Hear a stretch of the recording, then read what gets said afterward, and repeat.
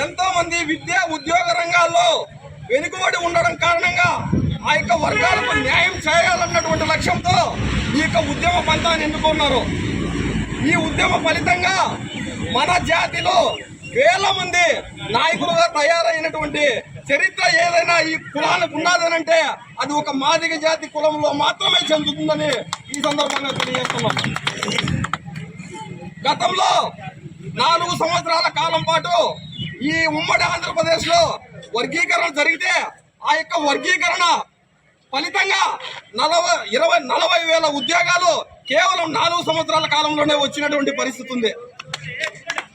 ఆ యొక్క ఆలోచనతోనే ఈ యొక్క వర్గీకరణ కార్యక్రమాన్ని మందకృష్ణ మాదిగ గారు భుజస్కంధాలపై వేసుకొని ఈరోజు కేంద్రంలో ఉన్నటువంటి ప్రభుత్వాలతో ఒప్పించి రాష్ట్రాల్లో ఉన్నటువంటి ప్రభుత్వాలను మెప్పించి ఈరోజు తన యొక్క లక్ష్యాన్ని నెరవేర్చి మన బిడ్డల భవిష్యత్తుకు ఒక కానుక ఇచ్చినటువంటి పరిస్థితి ఉంది. ఈరోజు ఆ మహనీయుడు ఈ యొక్క వర్గీకరణ సాధించకపోయి ఉంటే గత 67 సంవత్సరాలు స్వాతంత్ర భారతదేశంలో మనం ఎట్లాగా ఉంటామో ఇప్పటికే అలాగే ఉండే వాళ్ళం. కానీ ఆగస్టు 1వ తేదీ సుప్రీంకోర్టు ఇచ్చినటువంటి తీర్పు ఈ రోజు మాదిగ జాతిలో ఒక వెలుగును నింపింది. ఆ యొక్క వర్గీకరణతో ఈరోజు మనలో ఉన్నటువంటి విద్యార్థులకు కానీ ఉద్యోగాలకు కానీ అది ఎంతగానో ఉపయోగపడుతుంది.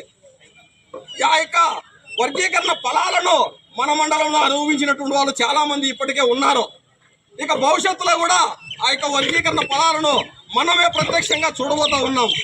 మన బిడ్డలకు ఈరోజు అది ఎంతగానో ఉపయోగపడుతుంది. ఆ యొక్క లక్ష్యంతోనే ఆ మహనీయుడు మనకు సాధించి పెట్టినటువంటి ఒక సువర్ణ అవకాశాన్ని మన జాతి ప్రజలందరికీ తెలియజేయాలన్నటువంటి ఆలోచనతోనే పెద్దలందరూ ఈ యొక్క కార్యక్రమాన్ని ఏర్పాటు చేశారు.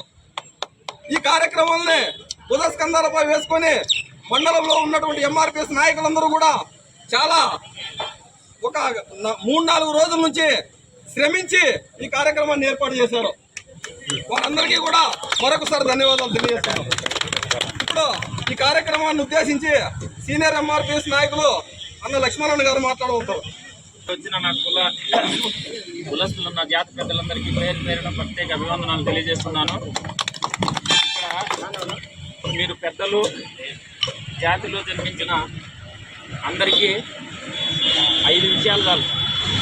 ఇది వర్గీకరణ కావడం అనేది మీ భాషలో చదువుకున్న పిల్లలకు, చదువుకునే వాళ్ళకు, ఉద్యోగస్తులకు ఇది చాలా వర్గీకరణ అనేది జనాభా ప్రాతిపదిక పైన ఉద్యోగాలు కానీ చదువుకునే పిల్లలకు సీట్లు కానీ రావడానికి ఇది వర్గీకరణ కానంత వరకు మనకి ఇబ్బందులు ఉండేటివి.